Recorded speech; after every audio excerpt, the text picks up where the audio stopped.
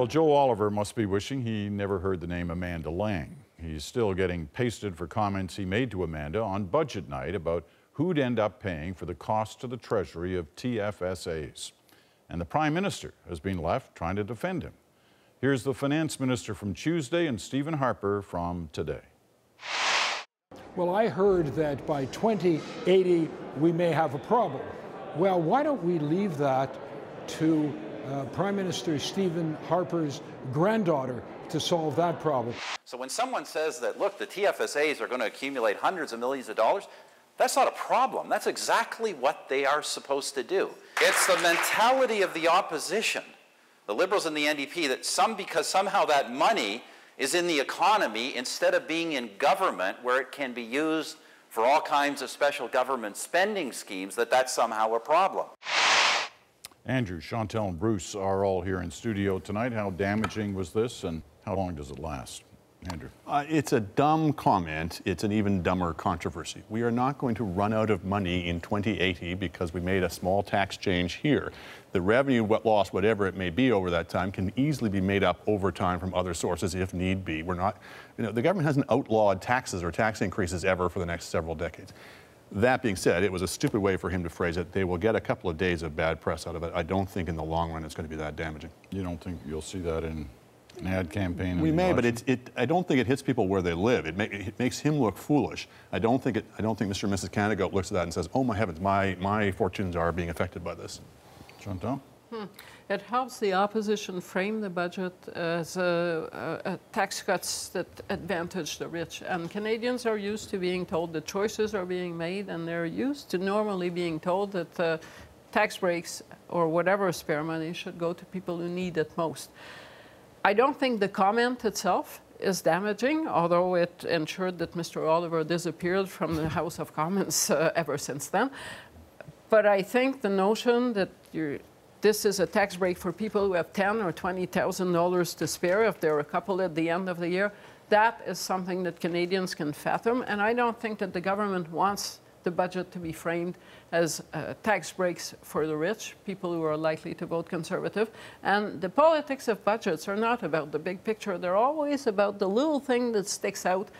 And Mr. Oliver has helped to make that stick out, and that's not what the government wanted. Yeah, it was what you were saying the other day. It always turns out to be some little thing that you weren't banking on, right? And for them, this is not what they wanted the budget to be about, or at least the post-budget discussions. No. Yeah, Bruce. Well, I think for the Conservatives, this was a reminder that they've given their most important portfolio to one of their very weakest communicators.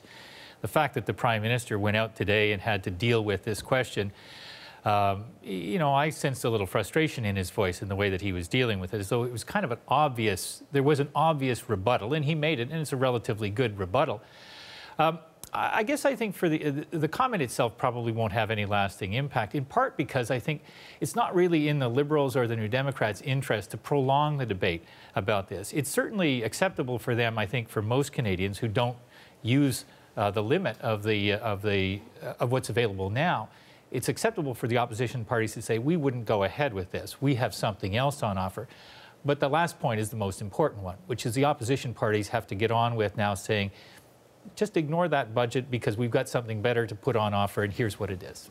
But they shouldn't rush so much that they don't let this fester for the short days that it will fester. And that, from the opposition standpoint, is nice. And if it's nice for the opposition, that is not what the government wanted. It wanted child benefits to be up front and center and balanced budget, and they got off message. You mentioned where the Prime Minister was out there having to defend this. He was in Winnipeg today, and you saw in the pictures the kind of props behind him. He was in a furniture cabinet making location, and he held a news conference. He also tried to frame what he thinks should be the ballot question in the election coming in October. Watch this. And that's what the next election is going to be about. Do you want to keep the things this government put in your pocket, or do you want to let Mr. Trudeau and Mr. Mulcair take them away? And I don't think Canadians are going to support that. Okay, he looks like he's ready to hit the trail with that line. Yeah, and he's not entirely wrong. I mean, the election will be about a lot of other things as well. But there's no doubt that the Conservatives and the opposition have very different approaches here. And the Conservative approach absolutely is to put more money in the hands of Canadians in general rather than to spend it through government agencies. And the opposition is going to say, no, we're going to take back the increase in the tax-free savings account in the Liberals' case. We're going to take back income splitting. And there's going to be constituencies, not every Canadian, but constituencies that will not be pleased by that. And that's fair enough. These are democratic choices and honourable positions on both sides, but they are choices. Bruce? Well, if you're an undecided voter and you're listening to what the Prime Minister just said there, that's a reasonably compelling argument. You know, he's put on the table that there's going to be tax cuts, there's actually going to be checks showing up in a lot of households, and the other parties have said, we're not going to do all of that. But in what he said, there's also a limitation on what he can campaign on. In effect, he's saying, we've told you the best that we can do, and that's it. And so it creates a lot of space for other parties to say, yeah, some of that you'll get, but here's what else you'll get if you look at us. And so I think the Prime Minister probably imagines that's pretty good campaign theming for today, but I suspect it won't be good enough when the going gets, you know, more rigorous in the campaign. All right, I want to talk a little bit about Ontario, a little bit about Alberta. You like budget lockup so much, Andrew. You attended your second one today. You were in Ottawa 2 days ago today, here in Toronto. So the key question is, do the reporters who cover the lockups in Ontario get fed better than those who are covering the lockups in Ottawa? Peter, in what was a metaphor for, no, it's, they are. You get better lunch in the... You don't accept those, do you? I mean, you pay for that, I right? wrestle with my conscience and then I eat. Okay, all right. But in terms of what happened today, let's face it, Ontario represents federally more than a third of the seats that will be up for stake in October. So something that happens today in a major way and in terms of a budget, even though it's just provincial, can have an impact later down the road.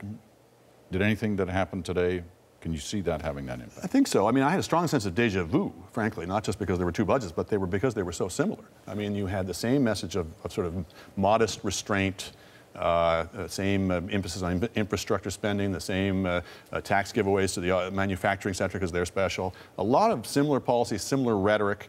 And it seems to me if we do get into a fight about economic policy and the opposition is saying, for example, you should be doing more stimulus, you should be spending more stimulus money, I think Harper can turn around and say, well, tell it to Kathleen Wynne, because basically we're both in a kind of a mild restraint mode rather than a stimulus mode. Chantal? Well, but it's also then good news for the Liberals, because if Stephen Harper turns around and says the Liberals would want to spend like drunken sailors and they would have deficits, what Andrew is saying about the Ontario budget doesn't go in that direction. I think it's probably more simplistic than that. The Liberals under Paul Martin federally had to campaign after Dalton McGuinty imposed the health levy. And all they heard about at the doorstep in Ontario was the health levy that Queen's Park was imposing. I don't see in that budget anything like that, the kind of red flag that will hit the federal party at the door because they will campaign first. And I think on that basis, they're probably in Trudeau's office relieved that the Ontario budget is the way it is. Bruce? I think the implications are important potentially for the federal Liberals. I think that the Wynne Liberal Party here in Ontario campaigned on a kind of a hope and growth message rather than austerity and to protect you from risks, that sort of thing. And so the question is whether or not that the optimism that allowed her to be elected is going to be sustained, or whether skepticism about her being able to meet her deficit timetable is going to grow over time. Because I think there is a real risk for Justin Trudeau. If people see him as being somebody who won't be able to balance the budget the way Prime Minister Harper has been able to, that'll be a problem for him. He's already declared that that's what his goal is, that's what his intent is going to be. And some eyes, anyway, will be on whether or not the Ontario government looks as though it can achieve the timetable that Ms. Wynne laid out. But we won't know that, though, by the time. It may well be that they're being too complacent about it, and they've certainly left Ontario exposed if we get a recession or an increase in interest rates, but that's probably not going to happen between now and I agree with you that we won't know that. It's more, I guess, a question of whether or not people hearing the numbers today and the timetable will say, that sounds plausible enough and good enough for me. And I think probably that will be the case so far anyway. All right, Alberta, the last time there was a provincial election there, we all got a little wary about polls, especially in Alberta, because it seemed to be indicating not all of them, but a fair number of them, that the Wild Rose Party was going to win that campaign and the PC Party would end its long dominance in that province. Didn't turn out that way. The PCs won. They've had their problems since then. Now Jim Prentice, as Premier, calls a budget, calls an election following it, supposedly riding high in the polls. Now the polls seem to suggest, and his actions seem to suggest, that he may be in trouble. So what's the lesson there for federal politicians watching what's unfolding in Alberta? Chantal. That's that the best laid plans do not always lead to the foreseeable result. I don't know if the polls are right or wrong, but I can see that this is not the battle that the Conservatives had planned, or not the one that you would have expected based on the sequence of how this happened. You eat up your main opposition party, you come up with a budget, and then you get coronated.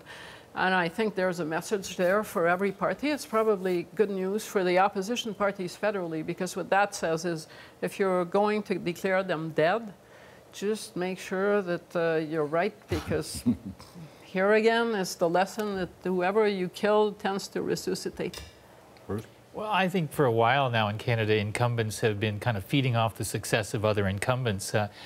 And so I agree with Chantal in the sense that for the federal Conservatives, there's a little bit of a warning message here that incumbency may look as though it's working for you, and then things might happen that cause that to come adrift. I do think there's something kind of unique in Alberta where there has been a restlessness for change for some long period of time, but people seem to always want their neighbor to vote for a new party rather than do it themselves. And it's also the case that in Alberta, people who want change can't agree on what kind of change they want. Some want a change a little bit more towards the left, some want a little bit more towards the right. The one thing I would say about Brian Jean is that he's been quick and clear about social conservatism, and that it would not be his intention to legislate that. Danielle Smith had the same point of view, but her party rebelled. I'm not sure in their weakened state that that's going to happen to Brian Jean, and his fiscal doctrine is something that a lot of Albertans will take quite seriously and like. I was out there a week ago, and the two messages I took back was, one was nobody trusts the polls. So even though there was 6 polls showing the Tories in terrible trouble, everyone seems to think eventually people will go back to daddy. But the other thing that people said was, it's not just the budget. Everyone's talking about the budget and how that would create different groups of disaffection. It was the Wild Rose play. It just looked too clever by half. And obviously, the Wild Rose people paid a price for it. They didn't get nominated. But it's also apparently hurting the Conservatives. And remember, you know, Jim Prentice was supposed to come in as, I'm the change agent. I know we built up a reputation for arrogance and ethical shortcuts, et cetera, but I'm going to be the guy who changes all that. And then you do this very high-handed thing, on top of which you then call an election a year before you were supposed to by law. I just think it all adds up to people, you know, sort of looking at them sideways. All right. Good conversation. We made it all interesting, fascinating as usual. Thank you all.